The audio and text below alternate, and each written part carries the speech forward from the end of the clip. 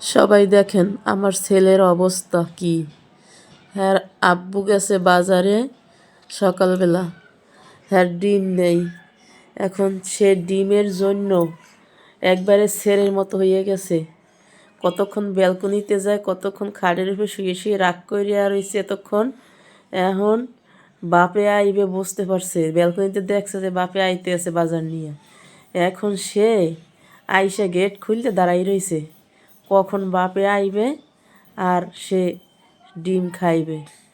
আসসালামু আলাইকুম এভরিওয়ান, সবাই কেমন আছেন? একটা ছোট্ট ভিডিও নিয়ে আসলাম। আমার ছেলের কাণ্ড কারখানা দেখেন আপনারা। এই ছেলে এগুলো করে কারণ এখন শীত না, কোনো ফল টল কিছু খায় না, খালি ডিম খাইবে আর খাইবে সে মিষ্টি এলু। কারণ এই বাড়ি থেকে আসার পর হ্যাঁ আব্বুর এত ডিউটি, বাজারও করতে পারে না ঠিক মতো। আর হ্যাঁ যে খাবার দাবার ছিল খাওয়া শেষ। এখন ডিম নেই ফ্রিজে, রাত্রে ছিল একটা, ওইটা খাওয়াইছি। এখন সকালবেলায় ফ্রিজ খুললে দেখছে নাই। এখন তারপরও তার মানে না, সে যাইয়া কতক্ষণ পর পর খুললে খুললে দেখে। এখন এই বাপে আইসে, ওই যে মিষ্টি আলু আনছে 5 কেজি, ওইটা খুলবে। আর ডিম আনছে, এগুলো দেখতে আসছে আর ডিম আছে কিনা। এই ছেলে সব বোঝে এইটু মানুষ। আল্লাহ তো এগো বানাইছে ওই কি দিয়া জানি না। এখন বাজার আনলে চুপচাপ বসে থাকে, কিন্তু আজকের আর বসে থাকে না। আজকের সে খুঁজতে আছে হ্যাঁ ডিম কই আছে।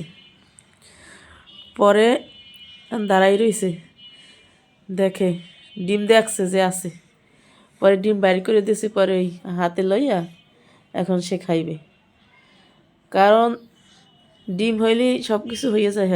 আর রুটি আর হয়েছে, এখন মিষ্টি এলো, এখন আরও একটা লইবে। দুইটা নিয়ে দুই হাতে লইয়া তারপর এখন দাঁড়াই থাকবে, তারপর ভাজতে দিব, তারপর সে খাইবে। এই হলো তার অবস্থা। বাপের চুমা দেবে, যে ডিম পেয়েছেন বাপের চুমা দেবে। আর সকাল থেকে বাপের সাথে যায় নাই, ওই যে খাওয়ান নাই। হ্যাঁ, চুমা দেয়, কোলে যায়, ডিম লইয়া একটু তালবানা করতে আছে, অনেক খুশি সে এখন। আর এতক্ষণ সে আমারেও মারে, আইয়ে কতক্ষণ পর পর ফ্রিজ খোলে, ব্যালকনি যে দাঁড়াই থাকে। হ্যাঁ, কথা শোনে না, খায় না, অন্য কিছু দিই, বিস্কুট দিই, কেক দিই, কোনো কিছু খায় না। সবেদা ছিল, এগুলো দিই খায় না, কারণ এ তো ওই ডিম খাইবে। ওই এখন বসে রয়েছে, আর মাছ দেখলে অনেক খুশি, মাছ ধরবে, একটু দেখবে, কারণ জানে মাছ ভাজছে খাইতে পারবে।